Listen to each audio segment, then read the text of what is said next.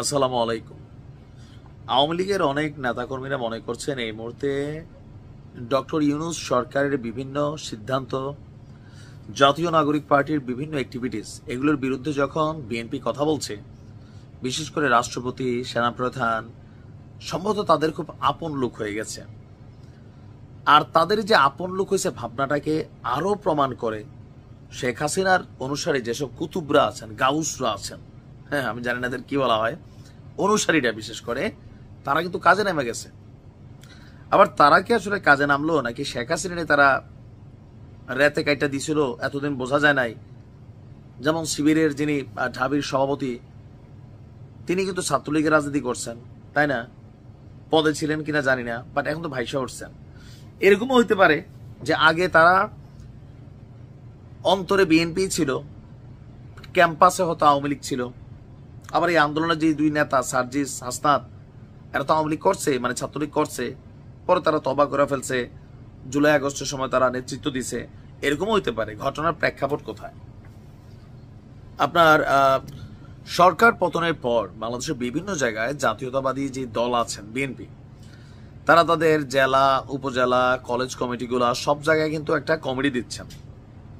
আর আজকে আমরা যে নিউজটা দেখলাম যে ঘটনার প্রেক্ষাপট হচ্ছে পাবনায়, আপনার পাবনা মেডিকেল কলেজে দীর্ঘ প্রতীক্ষার পর একটা মেডিকেল কলেজ শাখার ছাত্রদলের অনুমোদন হয়েছে, 22 সদস্য বিশিষ্ট।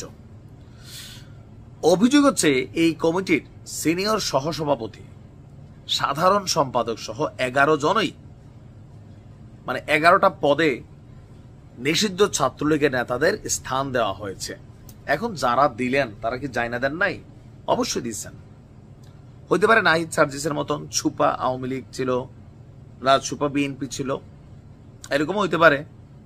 আবার আরেকটা হইতে পারে না, শেখ হাসিনার অনুসারী যারা, তারাও আগের মতন আওয়ামী লীগে যেমন ছাত্রলীগে, যুবলীগে বিভিন্ন জায়গায় ঢুকে গেছিল, শিবির, বিএনপিরও 2-4 জন ঢুকছে, তো এইরকম হয়তো অনেকে আবার ঢুকে যাচ্ছে। তো তোমরা আমাদের করছিলে, আমরা তোমাদের সাথে আপাতত থাকি। কেউ আবার স্বেচ্ছায়ও করতেছেন পিঠ বাঁচানোর জন্য। আর গতকালকে দুপুরে জাতীয়তাবাদী ছাত্রদলের কেন্দ্রীয় সভাপতি রাকিবুল ইসলাম রাকিব এবং সাধারণ সম্পাদক নাসির উদ্দিন নাসির এই কমিটির অনুমোদন দেন এবং আগামী 30 দিনের মধ্যে কমিটির পূর্ণাঙ্গ করে কেন্দ্রে জমা দেওয়ার নির্দেশ দেওয়া হয়। আর আমরা তো দেখি পাবনা মেডিকেল কলেজ নবগঠিত ছাত্রদলের কমিটি এবং নিষিদ্ধ ছাত্রলীগের বঙ্গবন্ধু হল শাখার পূর্বের কমিটি বিশ্লেষণ করে দেখা যায়, শাখা ছাত্রদলের নবনির্বাচিত সাধারণ সম্পাদক হাসিব ওরফে শুভ, তিনি ছাত্রলীগের হল শাখার যুগ্ম সাধারণ সম্পাদক ছিলেন। সিনিয়র সহসভাপতি যিনি আছেন আমিনুল ইসলাম তানিম, তিনি ছিলেন তথ্য ও গবেষণা বিষয়ক সম্পাদক। সহসভাপতি রাহুল রায়, তিনি ছিলেন বিজ্ঞান এবং প্রযুক্তি বিষয়ক সম্পাদক। সিনিয়র যুগ্ম সাধারণ সম্পাদক শেখ আল ফায়েদ, তিনি ছিলেন গণশিক্ষা বিষয়ক সম্পাদক। সহ সাংগঠনিক সম্পাদক ইয়াসির আরাফাত ছিলেন ছাত্রলীগের আপ্যায়ন বিষয়ক সম্পাদক। এছাড়া যুগ্ম সাধারণ সম্পাদক পদ পাওয়া তরিকুল ইসলাম, তিনিও ছাত্রলীগের যুগ্ম সাধারণ সম্পাদক পদে ছিলেন। আরেক যুগ্ম সাধারণ সম্পাদক হাবিবুর, তিনি ছিলেন ছাত্রলীগের সমাজসেবা সম্পাদক। আরেকজন যুগ্ম সম্পাদক আপনার তাসরিফ আলম, তিনি ছিলেন হল ছাত্রলীগের দপ্তর সম্পাদক। এছাড়া যুগ্ম সাধারণ সম্পাদক স্বাধীন মিয়া, সাংগঠনিক সম্পাদক নাসিরউদ্দিন নাবিল, প্রচার সম্পাদক সামিন রাফিদ আরোহ, এরা প্রত্যেকেই ছাত্রলীগের সক্রিয় কর্মী হিসেবে দায়িত্ব পালন করেছেন। তো যাদের বিরুদ্ধে অভিযোগ আসছে তাদের বক্তব্য কি? তাদের বক্তব্য, ভাই আমি করতাম না, তবে আমি হলে থাকার কারণে কে বা কারা কমিটিতে আমার নামটা যুক্ত করে দিয়েছিল, আমার অনুমতি না নিয়েই তারা আমাকে ছাত্রলীগের হল কমিটিতে রেখেছিল। আমি অন্তরে ছাত্রদল লালন করি। বিশ্বাসযোগ্য হইতে পারে, কারণ যখন একটা জায়গায় হয় কি আপনি দলের নাম না লড়িয়ে ভেজাল,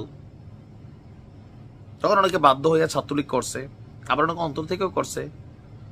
আওয়ামী লীগ আগামী 2-4-5 বছর আসবে কিনা সন্দেহ আছে। সে যে বিশাল নেতাকর্মী এলাকাতে বা কলেজে বুতাম টুতাম খুইলে অভ্যাস, এরা তো পড়বে বাটে, মামলা খাবে। বিএনপির লোকবল দরকার। আবার হইতে পারে এরা পুরোনাই ছাত্রদল, ওই আর কি, মানে মিল্লা জিল্লা চলতেছে। ভালোই, ভালো থাকুন।